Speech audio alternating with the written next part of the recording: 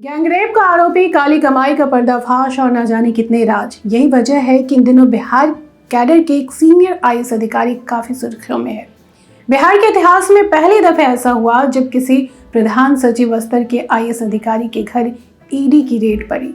नाम है संजीव हंस, जिनके काले कारनामों की फहरिस्त काफी लंबी होते जा रही है।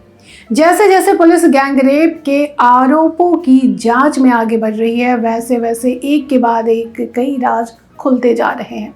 ये मामला इतना बड़ा हो गया है कि सरकार की गले की फांस बनता नजर आ रहा है, क्योंकि सिर्फ करप्शन ही नहीं बल्कि रेप जैसे बेहद संगीन मामलों के आरोपी संजीव हंस को सरकारी संरक्षण की कहानी ये बताती है कि सुशासन, भ्रष्टाचार पर जीरो टॉलरेंस और हम ना किसी को फंसाते हैं ना किसी को बचाते हैं जैसे नारे कितने खोखले और झूठे हैं। 5 दिनों तक चला बिहार विधानमंडल के मॉनसून सत्र हंगामे की भेंट चढ़ गया। विपक्ष के विधायक सदन के अंदर और बाहर दोनों जगह हाथ में पोस्टर बैनर लेकर बिहार सरकार के खिलाफ नारेबाजी कर रहे थे। राजद, कांग्रेस और वाम दलों के विधायकों ने महिला से दुराचार के आरोपी आईएएस अधिकारी संजीव हंस को बर्खास्त करने की मांग को लेकर जमकर हंगामा किया, लेकिन सरकार ने कोई एक्शन नहीं लिया। कई दिनों से ये मामला सुर्खियों में है। अब तक तो आपको पता चल ही गया होगा कि कौन है बिहार के सीनियर आईएएस संजीव हंस, लेकिन जिन्होंने नहीं जाना उन्हें मैं संक्षिप्त में जानकारी देना चाहती हूँ कि बिहार कैडर के 1957 बैच के अधिकारी हैं। संजीव हंस ऊर्जा विभाग के प्रधान सचिव के साथ साथ Bihar state power holding company limited के सीएमडी भी हैं। संजीव हंस के नेतृत्व में BSPHCL को इस साल AKKOCH गोल्ड अवार्ड से नवाजा गया है। देश में ऊर्जा क्षेत्र में दिया जाने वाला ये एक प्रतिष्ठित और सर्वोच्च नागरिक सम्मान है। सरकारी PSU कंपनी को उनके क्षेत्र में उत्कृष्ट कार्य करने के लिए ये दिया जाता है, यानी बदनामी के साथ साथ नाम भी खूब कमाया है। बदनामी की बात मैं इसलिए कर रही हूँ कि ये आईएएस अधिकारी ईडी के शिकंजे में फंस चुके हैं। मनी लॉन्ड्रिंग मामले में परत दर परत खुलासे काफी हैरान करने वाले हैं। बताया जा रहा है कि बिहार के ब्यूरोक्रेसी में इतनी खलबली मची हुई है कि खासकर वैसे अधिकारियों में जो इंफ्रास्ट्रक्चर प्रोजेक्ट में सीधे सीधे जुड़े हुए हैं। इससे पहले पूर्व विधायक गुलाब यादव के मधुबनी, पटना और पुणे स्थित आवास पर भी रेड पड़ी थी। संजीव हंस और गुलाब यादव के घर ईडी की रेड को एक साथ जोड़कर देखा जा रहा है, क्योंकि आईएएस संजीव हंस और गुलाब यादव के बहुत ही गहरे रिश्ते हैं। गुलाब यादव 2015 से 2020 तक राष्ट्रीय जनता दल राजद के विधायक थे।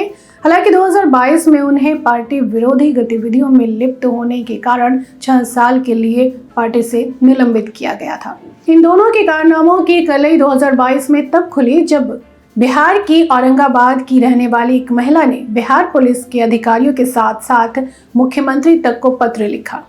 पत्र में शिकायत की गई कि संजीव हंस और उनके सहयोगी नेता गुलाब यादव ने उनके साथ कई दफे रेप किया। महिला ने आरोप लगाया कि संजीव हंस के रेप के बाद उसे एक बच्चा भी हुआ। उस बच्चे का डीएनए टेस्ट करा लिया जाए, वो संजीव हंस का बच्चा साबित हो जाएगा। इन तमाम बातों के बावजूद पटना पुलिस ने केस दर्ज नहीं किया। हार कर पीड़ित महिला ने कोर्ट में शिकायत की, कोर्ट से गुहार लगाई वो पुलिस को एफआईआर दर्ज कराकर कार्रवाई करने का आदेश दे, लेकिन आईएएस अधिकारी का रसूख इतना बड़ा था कि निचली अदालत ने महिला की याचिका ही रद्द कर दी। इसके बाद पीड़िता ने पटना हाई कोर्ट का दरवाजा खटखटाया। हाई कोर्ट के आदेश के बाद महिला की शिकायत पर एफआईआर दर्ज हुई। 2023 की जनवरी में आईएएस संजीव हंस और नेता गुलाब यादव के खिलाफ पटना खुसरूपुर थाने में रेप और ब्लैकमेल करने की एफआईआर दर्ज हुई। अभी ये मामला पटना हाई कोर्ट में चल रहा है। महिला ने आरोप लगाया कि 2017 में गुलाब यादव ने संजीव हंस के साथ मिलकर कई होटलों में ले जाकर गन के पॉइंट पर दुष्कर्म किया। आरोप लगाने वाली महिला ने बताया कि 2018 में उसने एक बच्चे को जन्म दिया। उसके बाद गुलाब यादव और संजीव हंस ने किनारा कर लिया। एफआईआर में पीड़िता ने यह भी आरोप लगाया है कि आरोपियों ने उन पर ब्लैकमेल करने और मुंह खोलने पर जान से मारने की धमकी भी दी थी। यही नहीं, उसे गर्भपात कराने की भी धमकी दी गई थी, लेकिन उसने 2018 में बच्चे को जन्म दिया और जैविक पिता का पता लगाने के लिए डीएनए टेस्ट की मांग की थी। रेप मामले में सेटलमेंट की भी कोशिश की गई। बताया जा रहा है कि पूछताछ में पीड़ित महिला ने बताया कि 90 लाख रुपए कैश और 20 लाख की कार भी दी गई। इसी कनेक्शन की पड़ताल में ईडी की एंट्री हुई। आईएएस अधिकारी संजीव हंस के मामले में ईडी ने भी अपनी जांच तेज कर दी। बताया जा रहा है कि संजीव हंस के खिलाफ मनी लॉन्ड्रिंग की जांच चल रही है और इसके कई पुख्ता सबूत भी मिले हैं। आय से अधिक संपत्ति की शिकायत पर ईडी की टीम ने संजीव हंस के पटना स्थित आवास से लेकर दिल्ली और पुणे तक उनके ठिकानों पर छापेमारी की। संजीव हंस के घर से आय से अधिक संपत्ति से जुड़े दस्तावेज ईडी के हाथ लगे।